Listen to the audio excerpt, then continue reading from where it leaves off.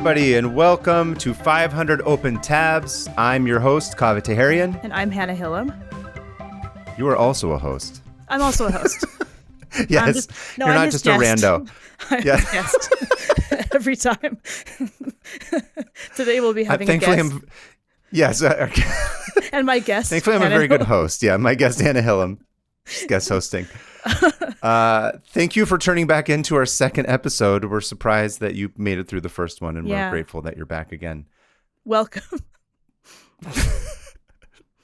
So we've been discussing what are we supposed to do? How do we start our episodes now? Because in the first episode we did our, how we met our intros, story. Our meet cute, I guess, is the term that they have. But now we're like, we don't really like when people do. No.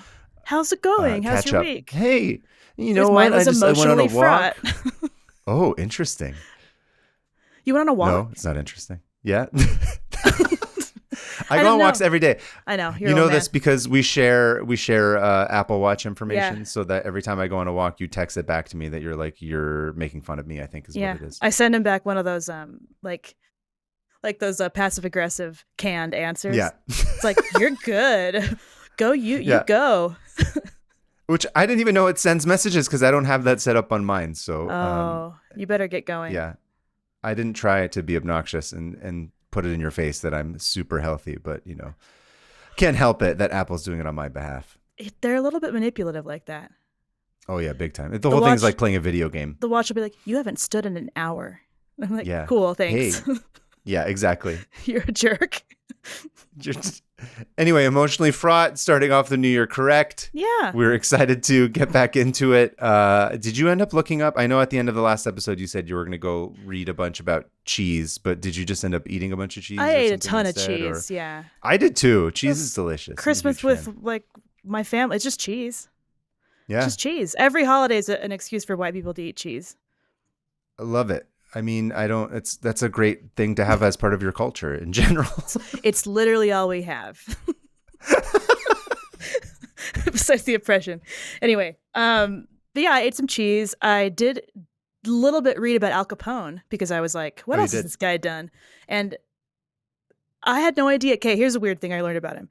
He was one of the very first people to receive, what's it called? The vaccine. The very first. Penicillin. Penicillin. It's not a vaccine. He was one of the very first people to get it? Yes. Yeah, because he got some crazy brain. I wish I remembered anything. He got some crazy brain. Yeah. They're like, here's this brain. Yeah. No, he got this something with his brain. He had a stroke or something. Don't believe me on this. He just got sick. And he somehow, through his connections, was one of the very first people to receive penicillin.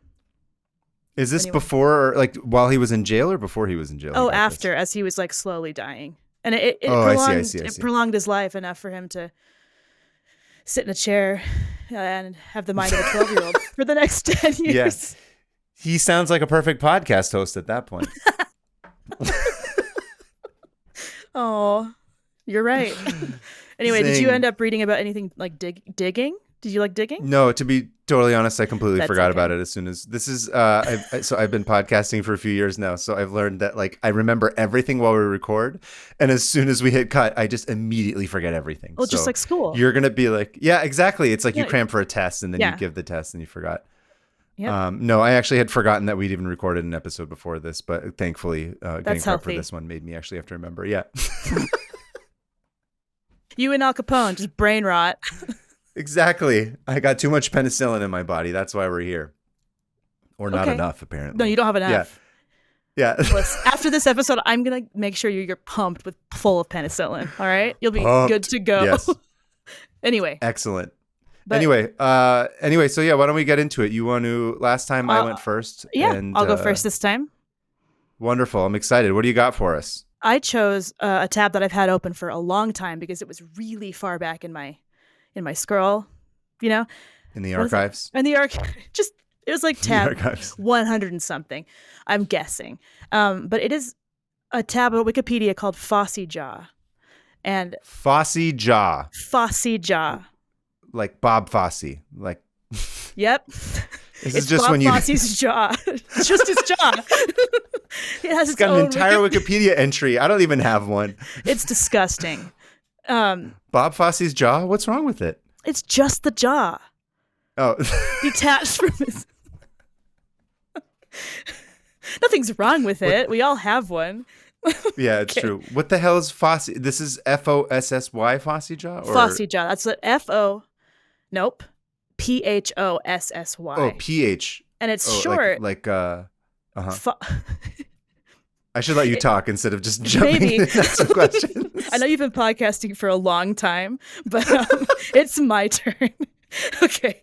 All right. Phossy Jaw is short for phosphorus necrosis of the jaw, which is a disease that people would get who worked around white phosphorus. So if you had enough exposure to it, your jaw would start to rot away. This is disgusting. What? This is Why does it go specifically just to your jaw? It kind of goes to your... I'll get there. So Okay. I found myself then clicking on the tab for white phosphorus, and I got overwhelmed because there's a bunch of long science words that I don't know what any of them mean. But I did manage to learn. I managed to learn that it's extremely flammable and extremely toxic, and it ignites. It's like this gooey. It's like kind of waxy, like white stuff, and right when it's exposed to oxygen, it ignites immediately. Which, of course, as with every human invention, we use it to kill people. The army started using it. And if you've been paying attention to the news lately, you probably have heard how devastating it is on civilians. And it is, make a note of this, against international law to use on... so it's a human rights violation? It's a human rights abuse and violation. They can use it not in cities, and it makes this smoke that like armies can use to mask their movements. So it's kind of dicey. It's like, yeah, you can use it to mask your movements, but like not people. Not as like a weapon, but like as sort of like the old like ninja movies where they drop the bomb and then the smoke bomb would show up and then they would just be like whoosh, and then like escape. Way deadlier. So it's a pretty gruesome. It's really it does a number on your body, and it's horrible.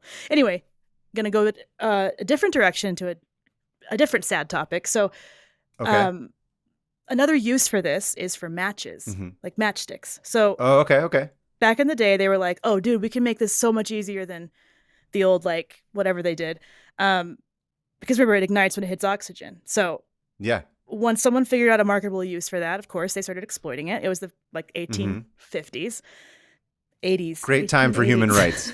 So good, children. Great period of progress. Making money, industrialization. It's just human rights. Yeah. Excellent. So matchstick factories. So I'm just going to talk about friction matches because matches have been going on for ancient China, of course. Everything goes back to that. So these matchstick factories started popping up in the 1800s and early 1900s, and since many young women in rural areas are like, oh, I can actually go work now because there's these jobs. A lot of them would move to the city to work in factories, which don't. Never a good sign. Yeah. My advice to you is don't work in an 19th century factory. Crap. I have a job interview later. I know. Should I cancel it? Yeah. Call back back in time. So imagine that you're a young English girl, all right? Just so ready already for her love it. Yeah. Her first day on the job at the matchstick factory. You go in and they're like, here's how you do it. You attach all these matches to these like sticks, just pine. Is it pine? You know what? Don't quote me on that. I have no idea. Okay. Some sort of a stick. Doesn't really matter specifically. I'm just going to keep going like this. Just this, yeah. They would like attach them to these like holders. And you just take the holders and you dip them in phosphorus, just phosphorus. And in a 10-hour shift, one person could make 10 million matches. 10 million? Yes. Dear Lord. So these are they're basically like the Pockies, like those pretzel sticks that are dipped in chocolate, but with phosphorus, and you don't eat them. Well, actually. Oh no! Oh, don't just do wait. it, 1800s English woman who went to work in the factory. No, it's not her. Okay. So yeah, they'd dip these in sulfur and they'd make so many. And one of the very first brand names for these were Lucifers because Lucifers. English people were like, this smell reminds me of hell. Literally what they said. So anyway, you're this young English girl. Do you want to like give yourself a name? My name is now I'm just drawing a blank of English woman's name. Gertrude. Gertrude. Is that an English sounding name? Gertie? How about Gertie? Gertie the matchstick girl? All right. So here we are. Gertie the matchstick girl is wasting away in this factory 10 hours a day, smashed up against everybody. But she's making a little bit of money. Okay. And she's crammed in there with a bunch of other 14, 15-year-old Victorian girls and breathing in. Oh, they're that young. They're young, point, yeah. Right? Yeah. But you're a freshly exploited child worker. You're so excited to like talk to all these people and, gossip. I'm sure. But it's also like you get to be a grown up kind of, which is fun. I think when you're a kid, you're being treated like an adult, which ironically is what all kids want. Especially when you're a woman in the 1800s, you're like, I finally have a little bit of independence.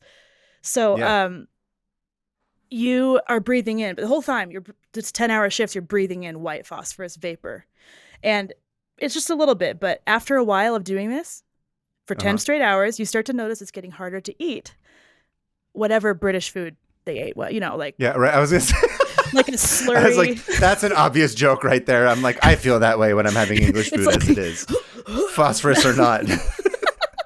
Listen, it's sometimes kind of good. It is. But yeah, whatever like slurry of factory food. I don't know. They probably like blood sausage or something. Yeah. Bangers and mash. That sounds fancy for like factory food. Probably they didn't eat that. I'm sure they ate like gruel. I don't know. I'll ask. Yeah, it's cruel. So you'd start feeling like your teeth hurt, Gertie, and you're like, oh, what the? And then you start feeling nauseous like all the time. And then you get up one morning and notice that your gums are swollen. And the pain is so bad that it's radiating along your jaw. And it starts creating abscesses in your mouth and fistulas. And it smells so bad. So Gertie, poor girl. Gertie, go to the dentist. There's no dentist. So teeth would start to fall out if you let it go long enough. And after a few months, the bones in your jaw would start to die. And within it's like rotting away from the inside. And then within 6 months, necrosis of the jaw has fully set in. And necrosis, I mean, maybe don't go open this tab. It's disgusting. Yeah, this sounds not fun. Yeah, I looked at a lot of things last night. Hannah looks at weird shit so that you don't have to. No, I do it because I have no self-control. But it's when the flesh starts to die and the bone starts to die. So your jaw is pretty much like caving in or rotting off. And here's the thing. The factory foreman and the people who owned the factories knew about this. And so what? And they did nothing? They did nothing. That's so strange. No, never. How could you ever think they wouldn't do anything? Human rights can't, paragon. The factory workers are known, especially during this time, for loving their employees, taking care of them, giving them free health care. Another thing about my culture, we liked to, the English just liked to work people to death. That's not at all how it is anymore. It's totally changed. Yeah. Thankfully. Your breath would pretty much just smell like dying bones. I feel like that's the least of your worries is if your breath is bad. I just keep picturing the smell. Trying to have a conversation with your coworker. Well, like you go outside and the air is pretty much made of like coal dust because of all the. I guess that's true. Yeah, you're right. Disgusting. Everyone's, got Phossy Jaw, breathing all over. Anyway. So, you can imagine all this. All I'm just picturing is them just doing Phossy jazz hands the entire time. Crying. Yeah. Oh, my jaw. This is horrible. We're making a joke about it. I'm sorry. They're all dead. So, they can't. Well, maybe they'll. Anyway. They'll haunt us. Anyway, so the pain is terrible and it gets worse and worse until they're full organ failure.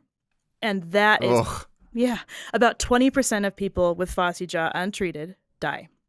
The other ones will have their jaw removed or teeth removed, or just, made so they can. Yeah. I mean, go look at photos of the Phossy Jaw survivors.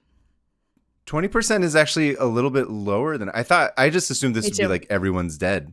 Just if you're getting like literal poison in your mouth. And it's interesting that it just goes specifically to the jaw. Yeah. Like that's the area that, or I guess it comes in through the mouth and the teeth because they're breathing. It wouldn't like end up like in their lungs, like lighting on fire or something. Oh, interesting. That's a good question. No, but so remember the factory people knew about this. And right.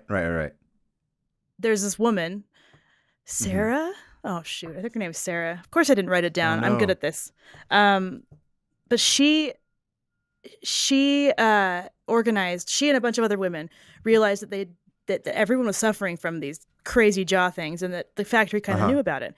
So they organized a huge walkout. Hell yeah! Yeah. So 1,400 teenage girls and young women walked out of the factory. Love it. And refused to work because good. It turns out there was studies already done on phosphorus and how it can harm you. And of course, surprise, they didn't tell them. Big business. So there was a bunch of triggers. There's more than just that trigger for the strike. It was also terrible working conditions. There just isn't time to go into that. I could talk about this for 5 hours. So anyway, the strike made the papers. Everyone started hearing about this, and it made everybody angry. So like pretty big famous people were like, hey, we got to make sure these people don't, breathe phosphorus anymore. And 20 years later, they banned it. 20 years? Yes. What the hell were they doing in the meantime? Well, it was all over the world. So England banned it 20 years later. So other places started to ban it. Certain factories chose to use red phosphorus instead, which isn't as bad. Is it any better? Yeah. It's not as bad. No, it doesn't kill you slowly. It just it kills you quickly. It kills you quickly. It's immediately you die.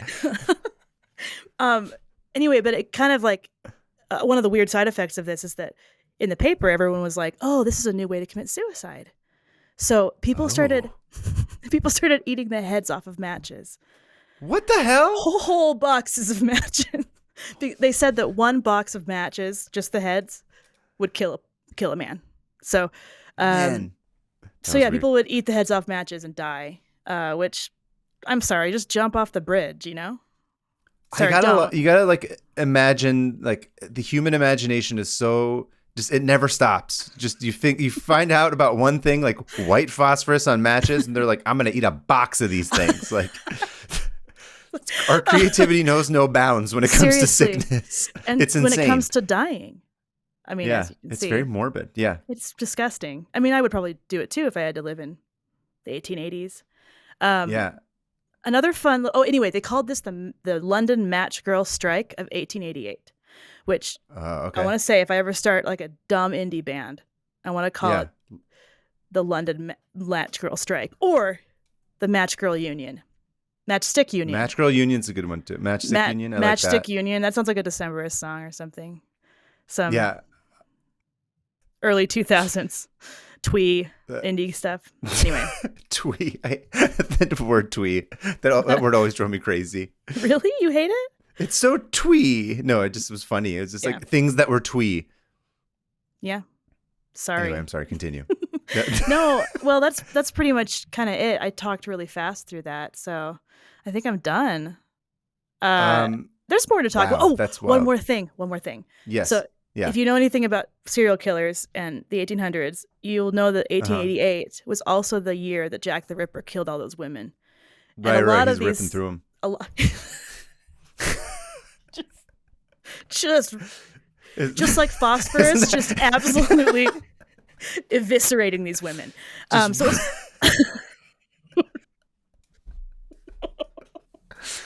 In other news, our show gets canceled after the second episode.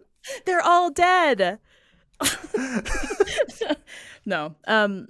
So that sets the tone. Like, it's a terrible time to be a woman, as is almost every time. So I was gonna say, as opposed to now, where it's like things are great.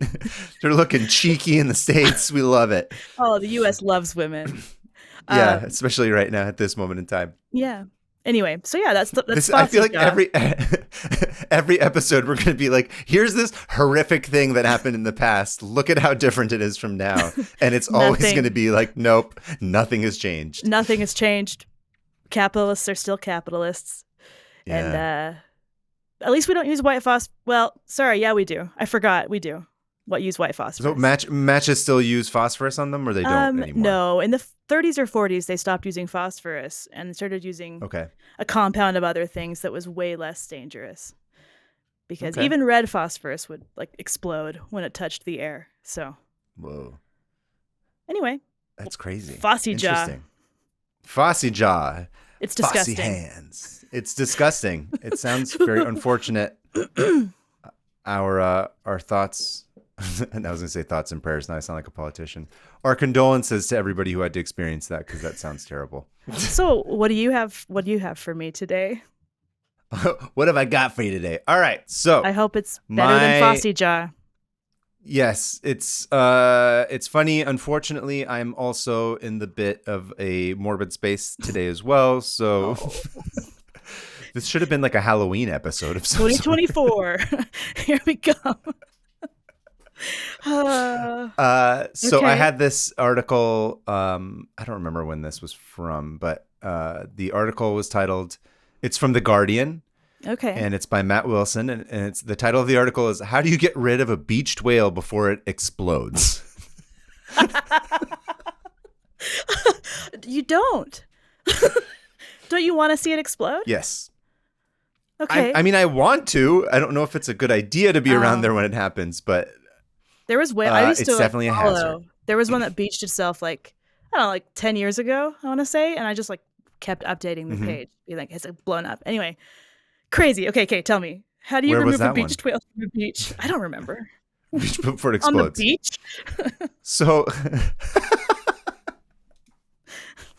Okay. This is gonna be so gross. Okay. Of course. So a little bit of backstory. Okay. So I have had this fascination with whales for like the past few years. Oh.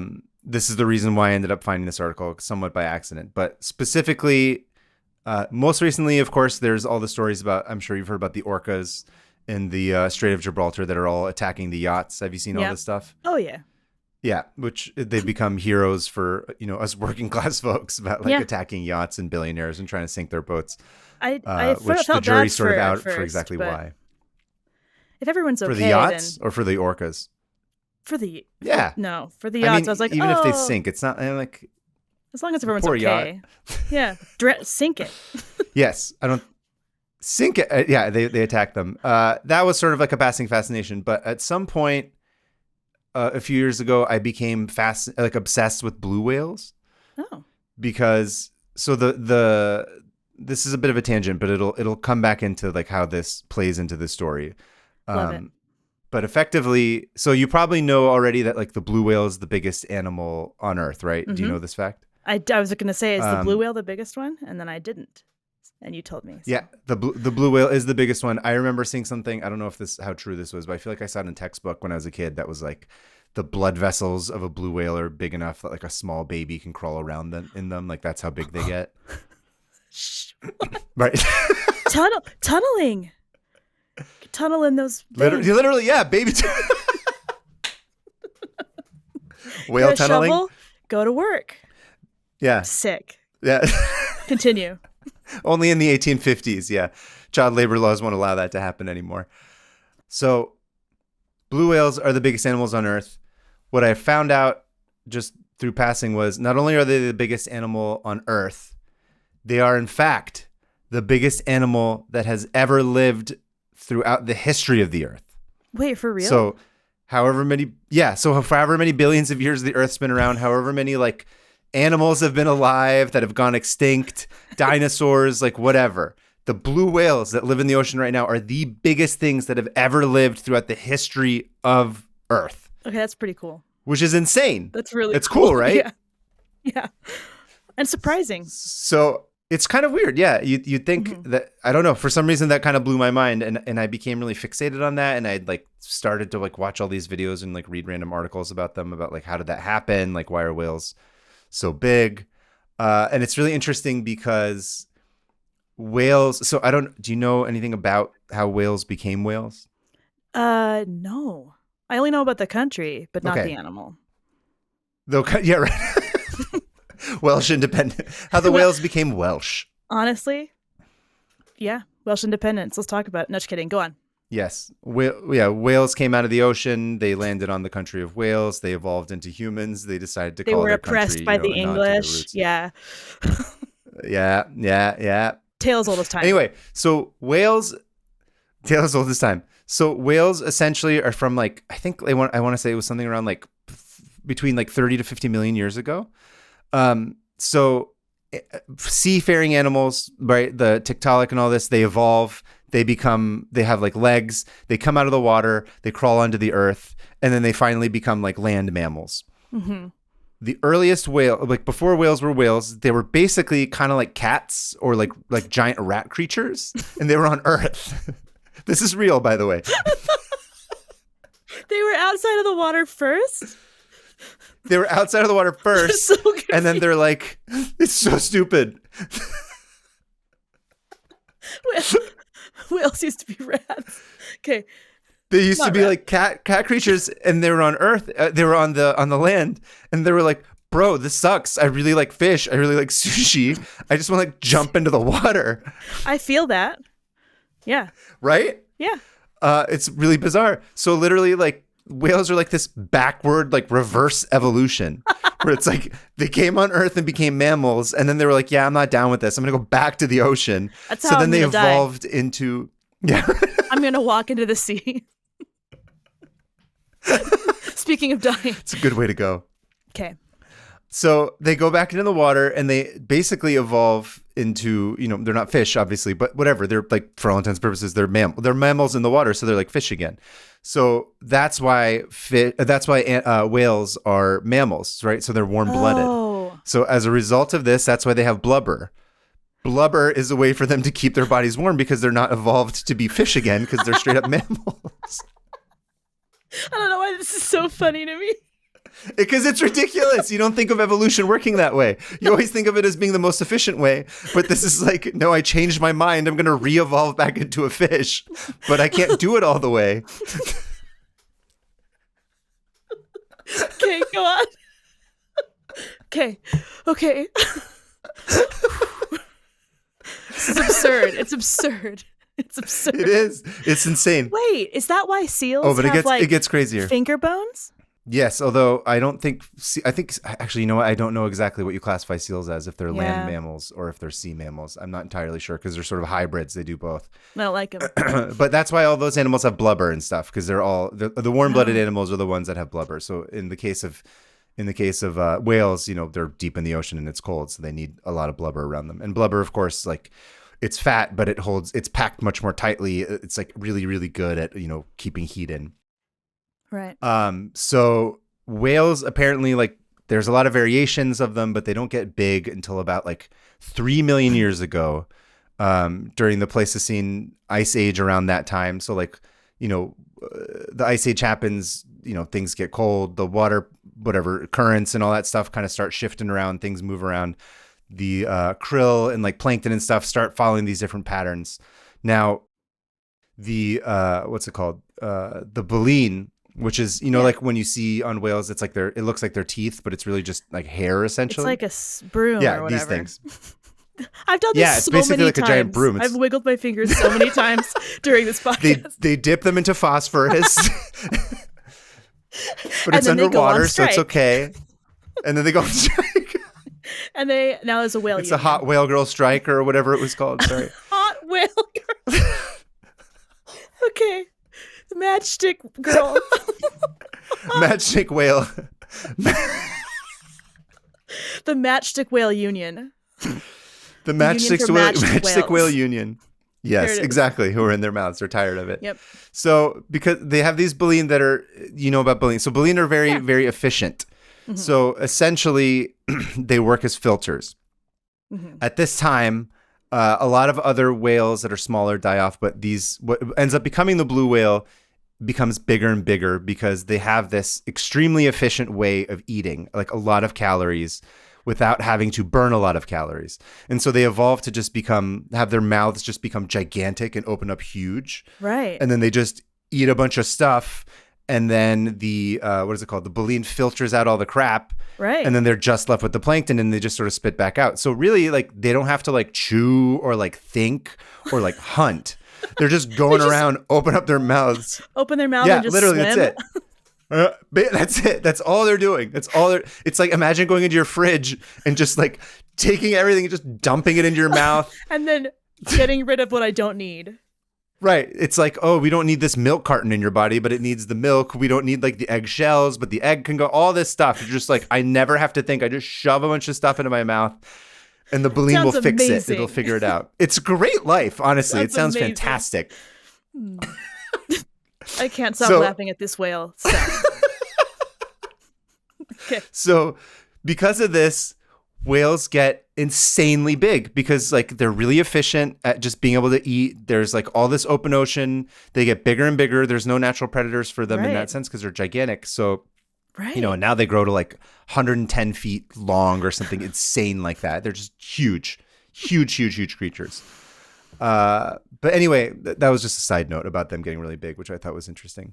So what usually happens is obviously whales die naturally out in the deep ocean. And what normally happens is they'll die, then you'll get something called whale fall, at which, you know, first they'll die and they start to decompose, and then sharks will come around and they'll sort of pick at them like other kind of weird scavengery type things. And then it'll sort of let the oxygen out or let everything out, and then it sinks to the bottom of the floor. So there's actually a huge part of, you know, ocean floor ecology of like, you know, critters and scavengers and bottom feeders are part of that ecosystem. They all eat them. Cool. It's great. It's like a huge benefit. It takes years. But, you know, of course, sometimes they get washed up on beaches, unfortunately. A lot of times this happens because they're hunting maybe too close to the shore and then they die and it gets confused. Sometimes they get beached and then they die on the beaches. But usually in the case of what we're talking about is they die and then they just get washed up. Now, the reason this is a problem, aside from just it's sad, number one, because, you know, that's not where they're meant to die.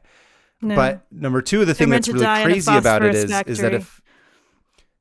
Yeah, exactly. Sorry. I talked They just came here looking for work and they can't find it. Go on. I won't interrupt anymore. It's a podcast. Yeah. That's how we roll. Please do interrupt. Oh, okay. It's fine. All right. So obviously when a whale dies and it's washed up on shore, it's all of a sudden the circumstances change. So if it stops breathing, it has no way of getting rid of carbon dioxide in its body, right? So the cells start to break down, their membranes rupture, it starts to break down tissue, bacteria proliferates, the bacteria feeds on the, you know, the carbohydrates, the lipids and the proteins.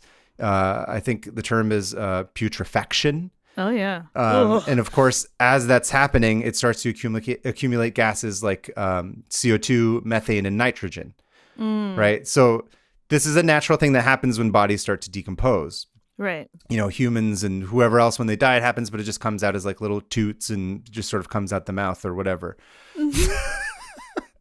Toots! They're tooting. So dumb. Okay. Right? But because whales are cats that went back into the water and like are still warm-blooded and have a bunch of blubber and they're gigantic and like weigh so much, if a whale washes up on shore, it suddenly is like, it's this thing that's covered in blubber, which can't like, so these gases can't escape. Oh. And then also because it's so heavy and big, it's not meant to be on the beach. It's meant to be floating around in the water. But because it's like, you know, at some weird angle on the beach, like the throat closes up because of the weight of the body of it, or, you know, the anus of it is like covered with like the tail or something. So like it just basically can't get out. So these things, I know you want to laugh at the word anus. It's okay. Let's just take a minute. I'm fine. The anal cavity. I am is a closed grown off. Woman. Continue. No factory work for you. No anus. Yeah, keep going. You were talking about anus. Whale anus. Yeah. A whale ani. The anus. Ani? Okay. I'm a child. No, we both are. It's fine. Yeah. Anyway, so when it gets washed up on shore, basically there's nowhere for any of this to go. Right. So it just gets trapped in the body and it just, as it starts decomposing, it just blows up like a balloon. And sometimes it gets up to like 3 times. It bloats. It gets bigger and bigger and bigger. Oh. Sometimes up to 3 times its size. Okay. So effectively, a whale is like a ticking time bomb that's on the beach. Okay. And if it's not dealt with appropriately, it can explode, like straight up explode. Right. Have you ever seen videos of this before? Oh, yes. Of course I have. Yeah. I've gone down the video. I'm not talking the rabbit hole. Right. And I'm not talking about stuff. I'm not talking about people blowing up whales. I'm talking about whales that are naturally exploding. I've seen a couple of videos. Yeah. Yeah. Yeah. It's insane. This is not for the faint at heart. This is not for the faint at heart. If you can sort of like, if you don't like, gross stuff, I wouldn't recommend it, but viscera, but it is, somewhat objectively just like one of the most insane things that you'll ever see. Wow. Because it works like a New Year's Eve like popper, where they're just like, yay, and then all the streams come out, but it's literally just all the guts of these things will just explode and go everywhere. Like would it rain? Wild. Like if you were close enough, could it rain on you? Yes. I mean, depending on if you're like in the trajectory of it. Wow.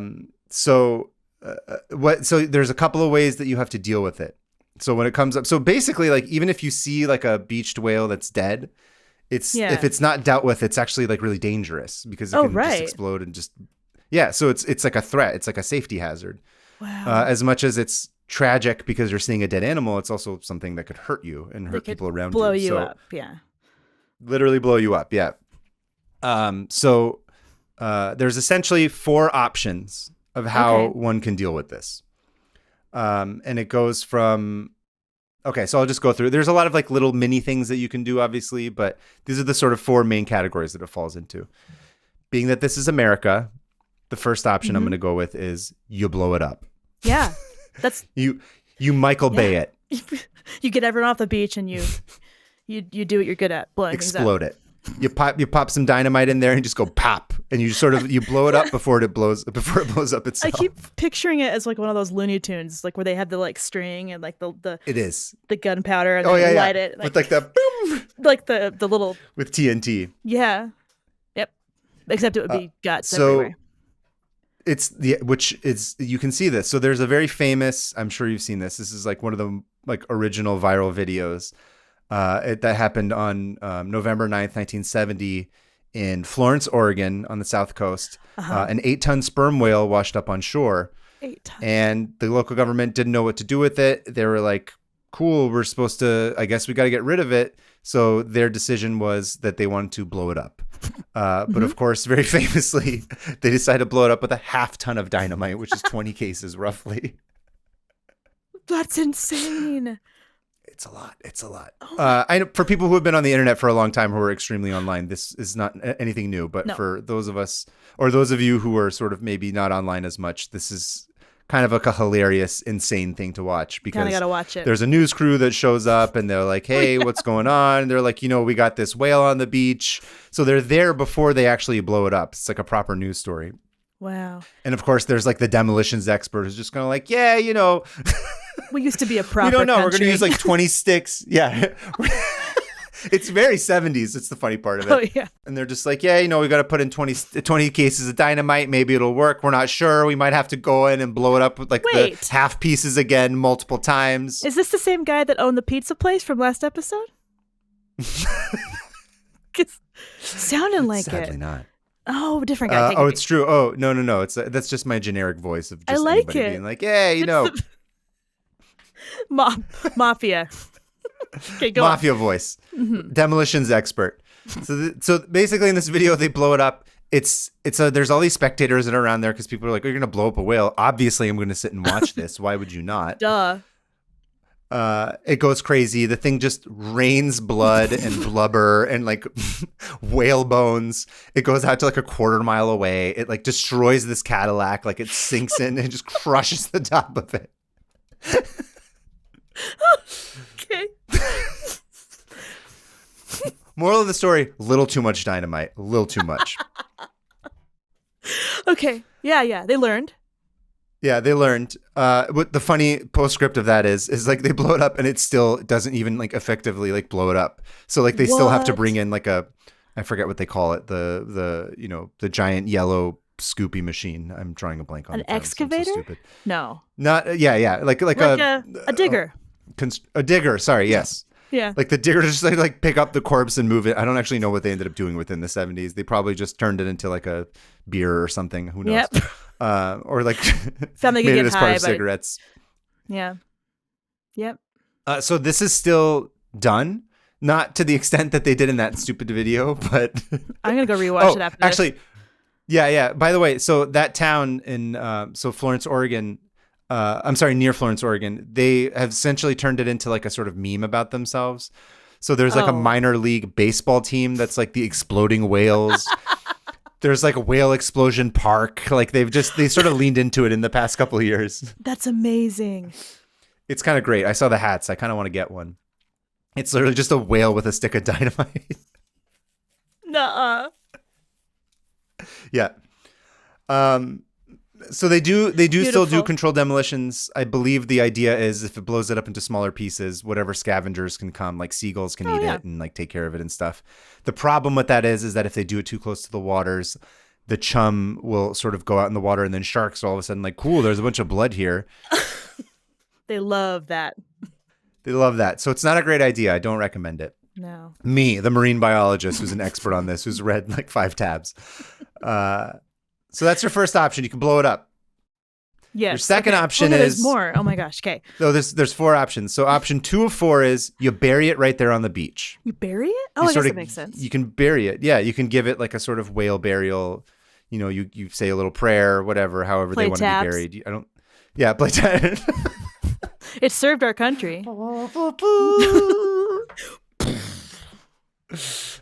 21 gun salute. So this depends greatly on the size of the whale in relation to the size of beach that it washes up on. So obviously, if you've got a really big whale on a small bit of beach, can't do it. Not going to work. But if you get a somewhat smaller whale with a big enough beach, you can get away with it. Burying it. So it's basically about 6 to 10 feet.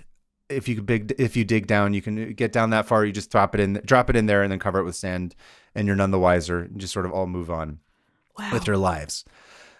And then what happens? It in just New York blows up underneath the sand, or it's it. No. Oh, I'm sorry. So I guess what you're supposed to do if it has not released the gases yet, you're supposed to. That's true. What you want to do is they can bring somebody in to very strategically cut. Like you just got to find like sort of like a release valve essentially to like let out the gases. That's why it's crucial to do it as quickly as possible. Right. Because if it like takes too long, the gas builds up more. So as soon as you see one, there should be services in the area depending on if there's a lot of, if you're in an area where that doesn't happen very often, they don't know what to do with it as much. But in New York, for example, apparently this does happen on the Long Island area.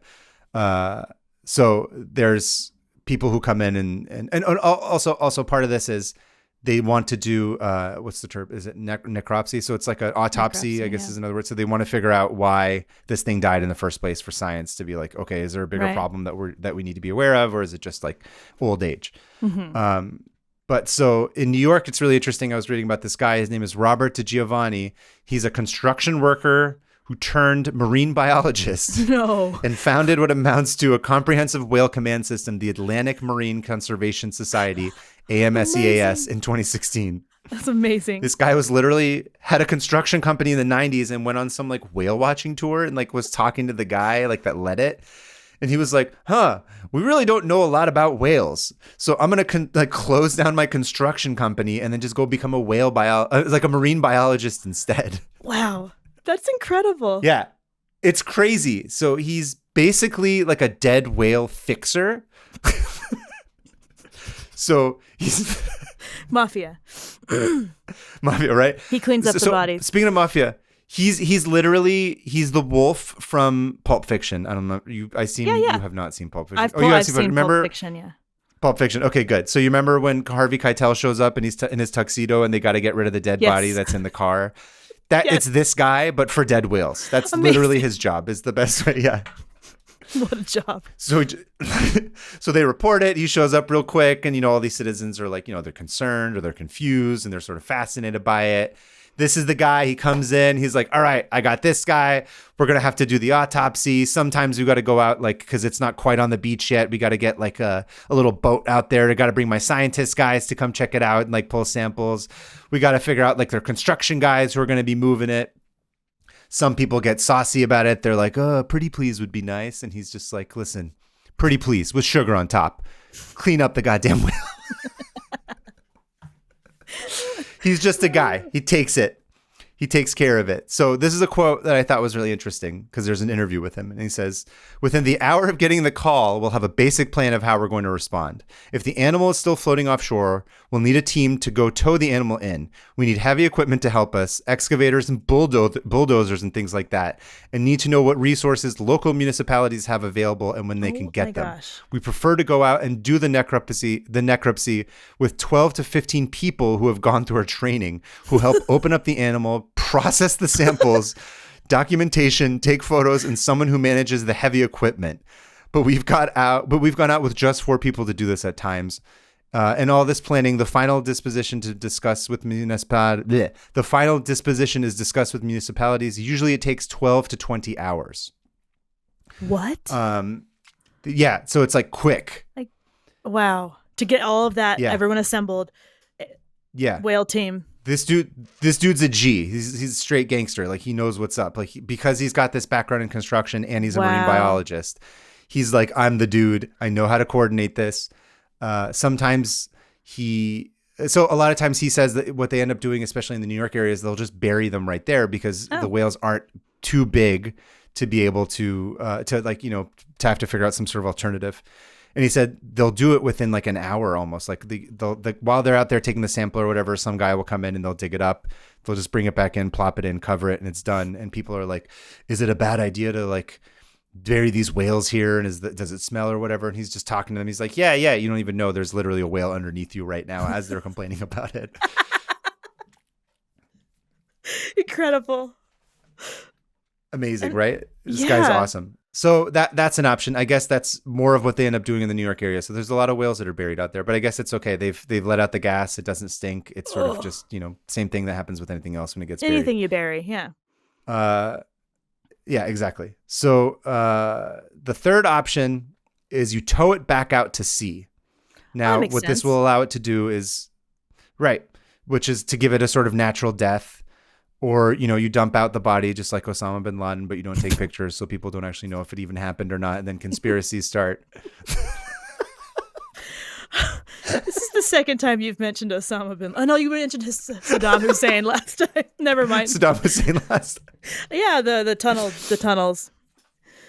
Yes. It gets buried out in sea. Obviously, this is hardcore.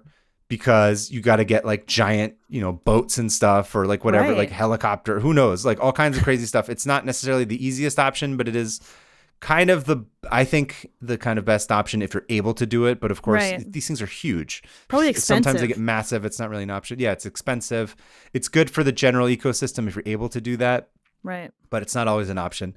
Apparently in 2005, in Iceland, the Coast Guard tried to remove a whale carcass from, I'm going to totally slaughter this because I don't know actually how to pronounce this, but it's Hafnarfjörður Harbor. I apologize to all our Icelandic friends. So they did a combination. So they tried splitting it in two with explosives and then manually pulling both halves out to sea. Whoa. Okay. This unfortunately did not work. Yep. That's what I was waiting for. Because both halves just drifted back to shore, so they were back where they started. Just with two separate halves, just with two parts of the whale. Yeah, so they're like, now instead of one whale, we got two pieces. Don't they like have a huge whaling industry there still? I don't entirely know, to be honest with you. They do. I'm not sure how illegal it is. I don't know how many places it's illegal and stuff. Anyway.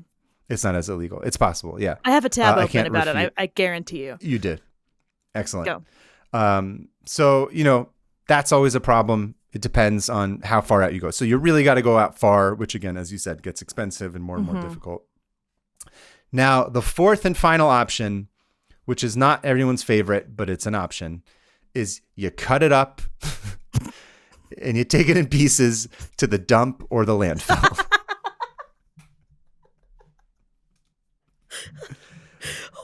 which means what you got to waste get of whale.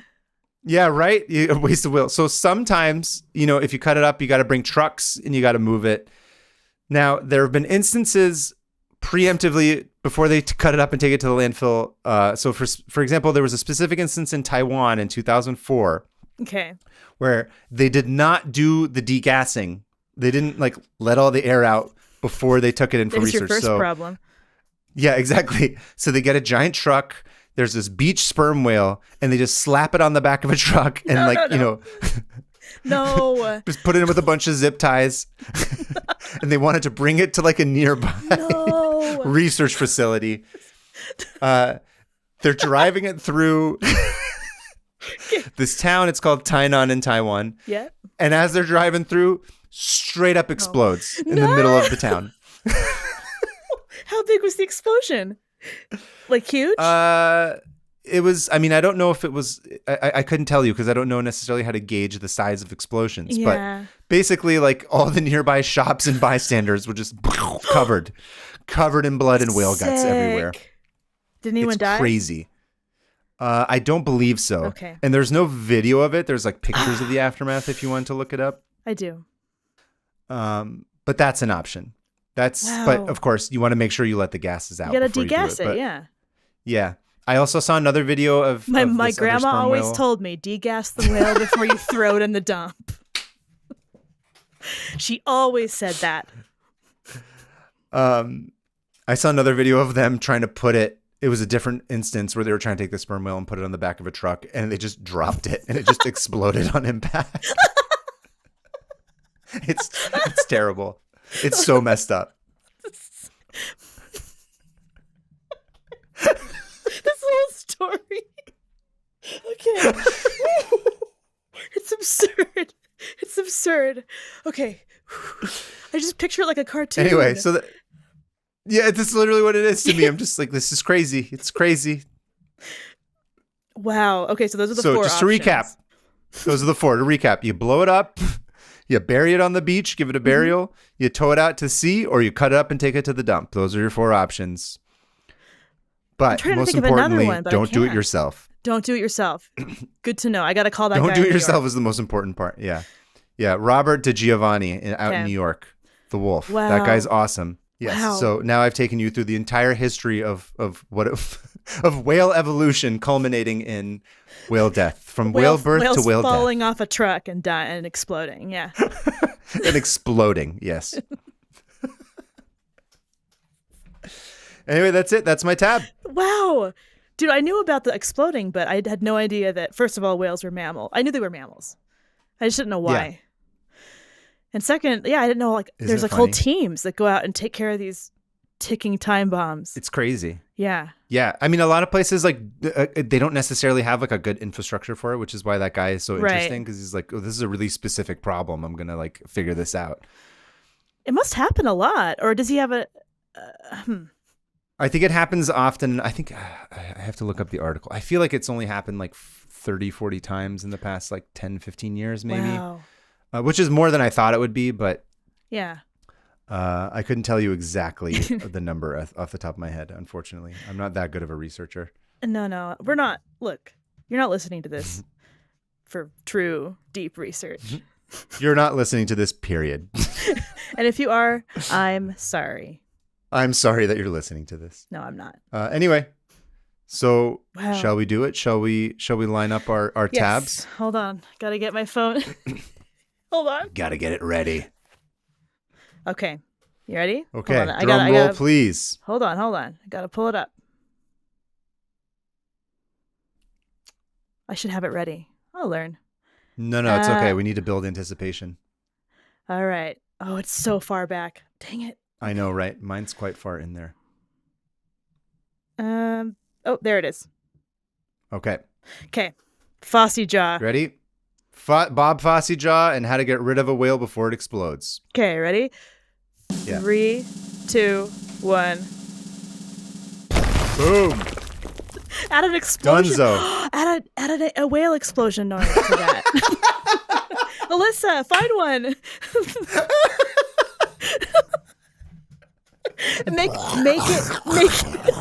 Make it Juicy. gooey. Yes, and needs to be juicy, and I need to hear it splatter on things. Oh my God. Wow. Well, now I'm down Amazing. to 404 tabs. Yeah, right. Amazing. That was fun. That was really good. I loved your tab.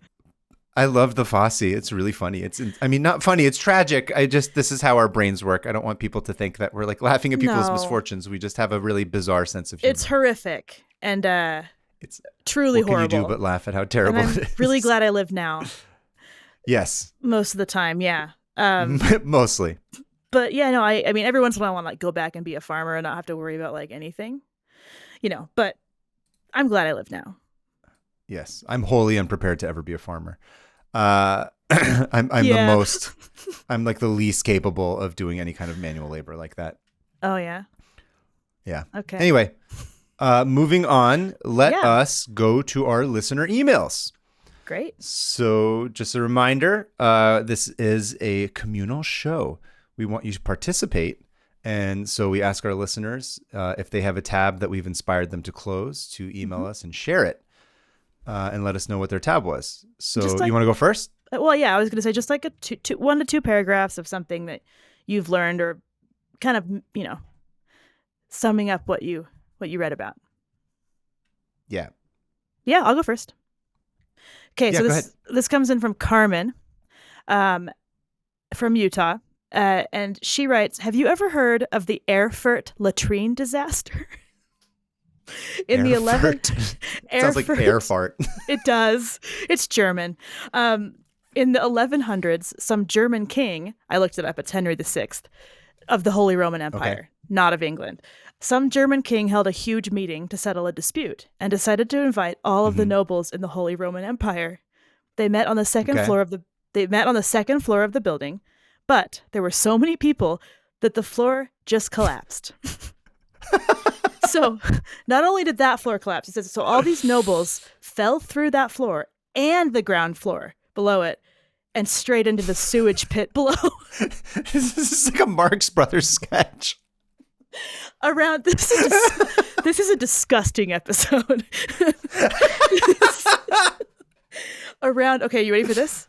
Around 60 of the nobles died. Lord. Either from getting crushed by debris, suffocating in the decomposing fumes, or drowning in the liquid excrement. No! Carmen! Gross! The king only survived because he'd been sitting in a stone alcove. So they got a ladder after all of this and just like lifted him out, rescued him. And once he got out, he fled town. He left town as fast as he could. Why? He's just, I gotta get away from like this shitty pile of dead bodies. This shit grave. This shit kiddie pool. And then Carmen goes on to say, I know it shouldn't be funny, but it is. But yeah. The Wikipedia article is so short, so she said she had to translate it from German. Or that she needs to find out a better way to translate because there's way more on it in German. So if anyone out there speaks German, okay. There's a beautiful article waiting for you. Erfurt latrine disaster. Anyway, that was from Carmen. Yeah, and any of our German speaking listeners, please send us translations at length if you end up getting them. This is a story we'll be happy to go into more. Thanks, Carmen, for making that. That's a cherry on the pile of whale carcass. Shit. Yes. Okay. Who wrote into you? What do you have? Okay. Ours is Asham from Valley Village writes, Dear 500 Tabs, I had this article from punchdrink.com open for a while on modern tiki bars and what defines a tiki bar these days. The article is called Tiki's New Fantasy is Out of This World, and he includes an excerpt. It says, today's tiki bars, even if they don't call themselves that, are a sum of considered whims. Whether it's the once abandoned outpost of a 19th century nautical club that's maybe also a shipwreck, a research lab dedicated to studying the artifacts of a robot civilization that once lived somewhere in the South Seas. This is a all bar in the abyss. Whale adjacent, okay? Whale. We don't even plan this. That's the funny part. That's the thing. It just happens. Yeah. Okay. A bar in the abyss that's frequented by demons, or the base camp of a colony of astronauts marooned in a mysterious tropical planet. Elaborate backstories do more than create a sense of place. They add patina. They differentiate, and they create opportunities to sell more than just drinks. So it's LARPing in a bar? It's barping, I guess. That's also the sound a whale makes when it explodes. Yeah. Blarp. Anyway, go on. Blarp. Okay. Did you ever watch Futurama? Yeah. Do you remember the episode where they're looking for precious ambergris? Just precious hamburgers is what Giv calls it. And the whale throws up her watch and just goes. Yes. Oh my gosh. It's just blarp. Blarp. I gotta rewatch that show. Oh, it's so good. Yeah. Anyway, sorry. So Ashim finishes off. He says, fun to see how bar owners are pushing their theming beyond decor and menu, but also including challenges, which I, for one, have participated in at my local tiki bar. Always good to close a tab and make room for more articles I won't read for at least a month. Your pal, Ashim. Wow, Ashim. Are you a tiki bar fan? I don't know. No, I've never been to one. You're not much of a bar I'm not person. A drinker, you've never been to a tiki bar? No. Tiki bars are a lot of fun, even if you don't drink. The Bay Area doesn't really have fun. I mean, there's the one in the Claremont, is. the really famous one that's really? under the hotel. Yeah. I gotta go. Oh, right. Okay, wait. No. It's Fairmont. I always confuse Fairmont and the Claremont. Claremont's the one in Berkeley.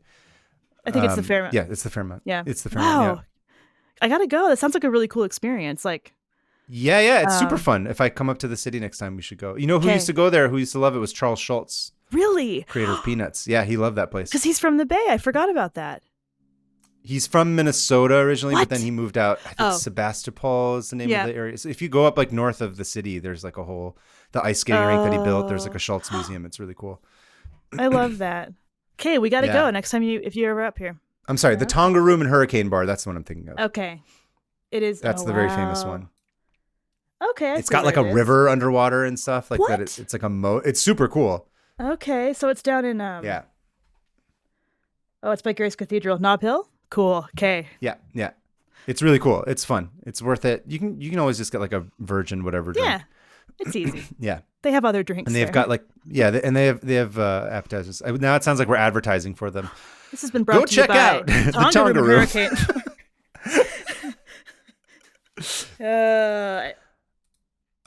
Also, next time if you come to LA, there's a lot of cool tiki bars down here too. Okay, when I come down for WonderCon, there's a lot of fun ones.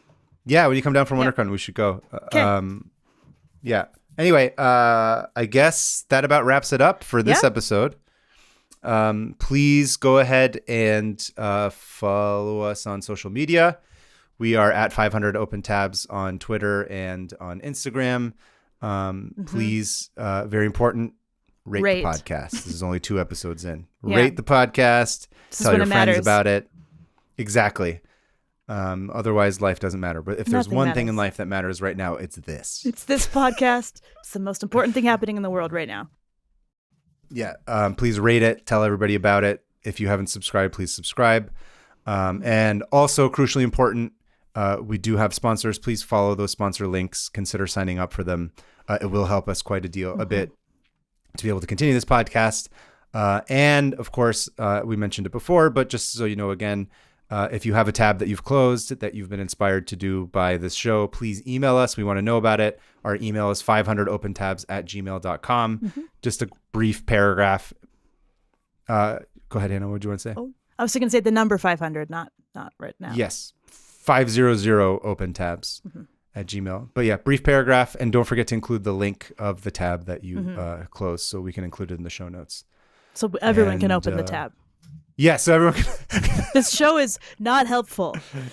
Nothing useful here. We're just making it worse for everybody. Anyway, yeah, thanks for joining us.